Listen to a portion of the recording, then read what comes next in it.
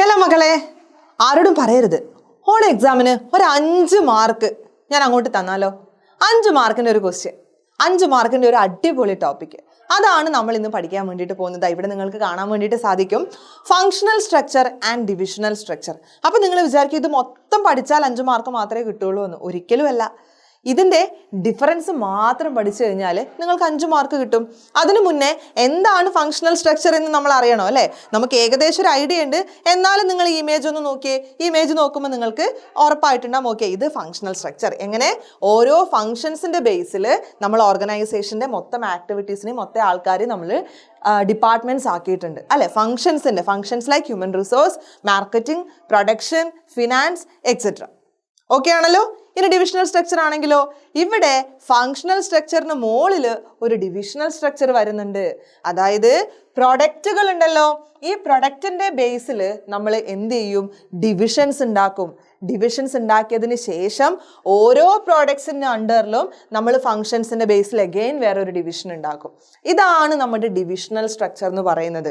So ഇത്രയും divisional structure ആണെങ്കിൽ ഈ ഡിവിഷണൽ സ്ട്രക്ചറിൻ്റെ അണ്ടറിൽ നമുക്കൊരു ഫങ്ഷണൽ സ്ട്രക്ചർ കാണാൻ വേണ്ടിയിട്ട് സാധിക്കുന്നുണ്ട് അല്ലേ.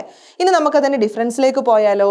അപ്പോൾ ഇവിടെയാണ് നിങ്ങളുടെ 5 മാർക്കിൻ്റെ ആൻസർ ഒളിഞ്ഞിരിക്കുന്നതല്ല, ഇപ്പോൾ തെളിഞ്ഞിരിക്കുന്നുണ്ട് അല്ലേ. അപ്പോൾ ഇത് 5 മാർക്ക് മുതൽ 8 മാർക്ക് വരെ ചോദിക്കാം. 8 മാർക്കിന് ചോദിക്കുന്ന സമയത്ത് നിങ്ങൾക്ക് ഇനി ഡിഫറൻസ് അധികം ഒന്നും എഴുതാൻ കിട്ടുന്നില്ല എന്നാണെങ്കിൽ നിങ്ങൾ ആദ്യം എന്ത് ചെയ്യണം, എന്താണ് ഫങ്ഷണൽ സ്ട്രക്ചർ എന്ന് എഴുതുക. അത് കഴിഞ്ഞ് എന്താണ് ഡിവിഷണൽ സ്ട്രക്ചർ എന്ന് എഴുതുക. എന്നിട്ട് difference between functional structure and divisional structure എന്ന് പറഞ്ഞിട്ട് നന്നായിട്ട് കോളമൊക്കെ വരച്ചത് ഈ ഒരു സാധനം അങ്ങ് പ്രസൻറ്റ് ചെയ്ത് കൊടുക്കുക. 8 മാർക്ക് ഷുവറാണ്. അപ്പോൾ ഒന്നാമത് നമ്മളോട് പറയാണ് ഈ ഫങ്ഷണൽ സ്ട്രക്ചർ എന്ന് വെച്ച് കഴിഞ്ഞാൽ ഫങ്ഷൻസിൻ്റെ ബേസിലുള്ളതാണ് എന്ന്. ഓൾറെഡി നമ്മൾ കണ്ടു. ഫങ്ഷൻസ് ലൈക്ക് എന്തൊക്കെയാണ്, നമ്മുടെ മാർക്കറ്റിംഗ്, പ്രൊഡക്ഷൻ, അങ്ങനെ ഡിഫറെൻറ്റ് ഫങ്ഷൻസിൻ്റെ ബേസിൽ ഓർഗനൈസേഷനെ നമ്മൾ ഡിവൈഡ് ചെയ്യുകയാണെങ്കിൽ ഡെഫിനറ്റ് ആയിട്ടും അത് ഫങ്ഷണൽ സ്ട്രക്ചർ ആണ്.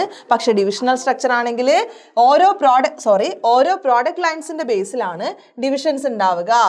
ഓരോ പ്രോഡക്റ്റ് ലൈൻസിൻ്റെ ബേസിലാണ് ഡിവിഷൻസ് നമുക്ക് കാണാൻ വേണ്ടിയിട്ട് സാധിക്കുക. ഓക്കെ. സോ ഫങ്ഷണൽ സ്ട്രക്ചറിനെയും ഡിവിഷണൽ സ്ട്രക്ചറിനെയും ഒരു ബേസ് എന്താണെന്ന് കിട്ടിയിട്ടുണ്ടല്ലോ.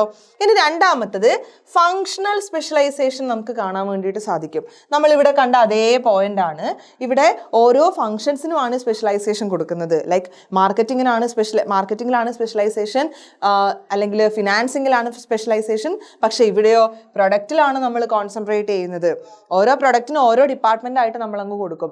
ആ ഡിപ്പാർട്ട്മെന്റിന്റെ അണ്ടറിൽ തന്നെ ഫോർ എക്സാമ്പിൾ ഇപ്പം ബാഗ് എന്ന് പറയുന്ന ഒരു പ്രൊഡക്റ്റിന് വേറെ തന്നെ ഒരു ഡിപ്പാർട്ട്മെന്റ് ആണെങ്കിൽ അവിടെ പ്രൊഡക്ഷൻ ഉണ്ടാവും, മാർക്കറ്റിംഗ് ഉണ്ടാവും, ഫിനാൻസിങ് ഉണ്ടാവും. അങ്ങനെയാണ് നമ്മൾ കൺസിഡർ ചെയ്യുന്നത്.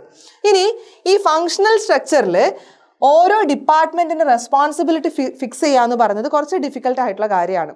കാരണം ഫിനാൻസ് ഡിപ്പാർട്ട്മെന്റ് കൊടുക്കുന്നതിനനുസരിച്ചിട്ടുള്ള പ്രൊഡക്ഷനും ഫിനാൻസ് ഡിപ്പാർട്ട്മെന്റ് അലോക്കേറ്റ് ചെയ്ത മണിക്ക് അനുസരിച്ചിട്ടുള്ള പ്രൊഡക്ഷനും കാര്യങ്ങളും മാത്രമേ എവിടെ നടക്കുകയുള്ളൂ, പ്രൊഡക്ഷൻ ഡിപ്പാർട്ട്മെന്റിൽ നടക്കുകയുള്ളൂ അല്ലേ.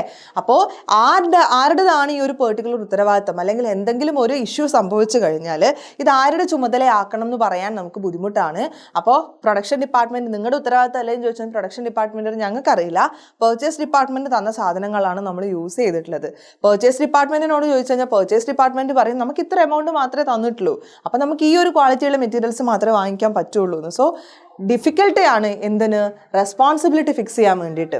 ഇനി ഡിവിഷണൽ സ്ട്രക്ചർ ആണെങ്കിലോ ഇവിടെ റെസ്പോൺസിബിലിറ്റി ഫിക്സ് ചെയ്യുക എന്ന് പറയുന്നത് ഭയങ്കര എളുപ്പമാണ്. കാരണം ഇവിടെ ഓരോ പ്രൊഡക്റ്റിനും ഓരോ ഡിപ്പാർട്ട്മെൻറ്റ്സ് ഉണ്ട്.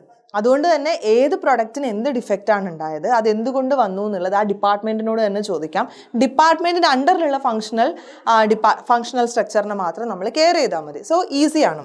ഇനി ഈ ഫങ്ഷണൽ സ്ട്രക്ചർ ഉണ്ടാക്കാൻ എക്കണോമിക്കലാണ്, വിച്ച് മീൻസ് ഒരുപാട് ചിലവൊന്നുമില്ല. കാരണം എന്താ പറയുക, ഓരോ സെക്ഷൻസ് ആക്കുന്നതെന്ന് മാത്രമേ ഉള്ളൂ, ഓരോ ഫങ്ഷൻസ് സെക്ഷൻസ് ആക്കുന്നതാണ്.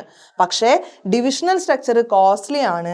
കാരണം ഇവിടെ നമ്മൾ ഡിവിഷണൽ സ്ട്രക്ചർ മാത്രം ഉണ്ടാക്കിയാൽ പോരാ, ആ ഓരോ ഡിവിഷണൽ സ്ട്രക്ചറിലും ഒരു ഫങ്ഷണൽ സ്ട്രക്ചർ ഉണ്ടാക്കണം. സോ 5 ഡിവിഷൻസ് ഓർഗനൈസേഷൻ ഉണ്ടെങ്കിൽ, ഫോർ എക്സാമ്പിൾ ഇതാ നോക്ക് നിങ്ങൾ, ഇപ്പം 4 ഡിവിഷൻസ് ഓർഗനൈസേഷൻ ഉണ്ടെങ്കിൽ ഓരോ ഡിവിഷനിലും ഹ്യൂമൻ റിസോഴ്സ് മാനേജറും മാർക്കറ്റിംഗ് മാനേജറും ഒക്കെ വേണം. അപ്പം അങ്ങനെയാണെങ്കിൽ ഏകദേശം ഒരു ഓർഗനൈസേഷനിൽ തന്നെ 4 HR ഡിപ്പാർട്ട്മെൻറ്റ്, 4 മാർക്കറ്റിംഗ് ഡിപ്പാർട്ട്മെൻറ്റ് ഒക്കെ നമുക്ക് കാണാൻ വേണ്ടിയിട്ട് സാധിക്കും. ആൻഡ് ഫൈനലി ചെറിയ ഓർഗനൈസേഷൻ ആണെങ്കിൽ ഫങ്ഷണൽ സ്ട്രക്ചറാണ് ഏറ്റവും സ്യൂട്ടബിൾ ആയിട്ടുള്ളത്. വലിയ ഓർഗനൈസേഷൻ ആണെങ്കിൽ ഓഫ് കോഴ്സ് ഡിവിഷണൽ സ്ട്രക്ചറാണ് സ്യൂട്ടബിൾ ആയിട്ടുള്ളത്. ഓക്കെ, അപ്പോൾ ഇത്രയാണ് നമ്മുടെ ഫങ്ഷണൽ സ്ട്രക്ചറിൻ്റെയും ഡിവിഷണൽ സ്ട്രക്ചറിൻ്റെയും ഡിഫറൻസ് എന്ന് പറയുന്നത്.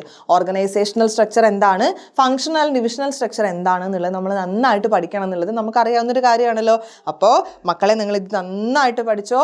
എന്തായാലും 5 മാർക്ക് മുതൽ 8 മാർക്ക് വരെ ഓൺ എക്സാമിന് ഷുവർ ആയിട്ടുള്ള ഒരു സെക്ഷനാണിത്. ഇനി അതും അല്ലെങ്കിൽ എങ്ങനെ ചോദിക്കുന്ന അറിയോ, ഫങ്ഷണൽ സ്ട്രക്ചർ എന്താണ്, ഡിവിഷണൽ സ്ട്രക്ചർ എന്താണ്, അതിൻ്റെ ഫീച്ചേഴ്സ്, ലിമിറ്റേഷൻസ്, അഡ്വാൻറ്റേജസ്, ഈ സാധനങ്ങൾ വന്നിട്ടില്ലെങ്കിൽ നിങ്ങൾ എൻ്റെ പേര് മറിച്ചിട്ടിട്ട് തിരിച്ചിട്ട് വിളിച്ചോന്ന് ഞാൻ ഇപ്പം തന്നെ പറയാണ്. ഓക്കെ, അപ്പം പഠിക്കുക, ഇത് ഷുവർ ക്വസ്റ്റ്യൻ ആണ്. ബൈ.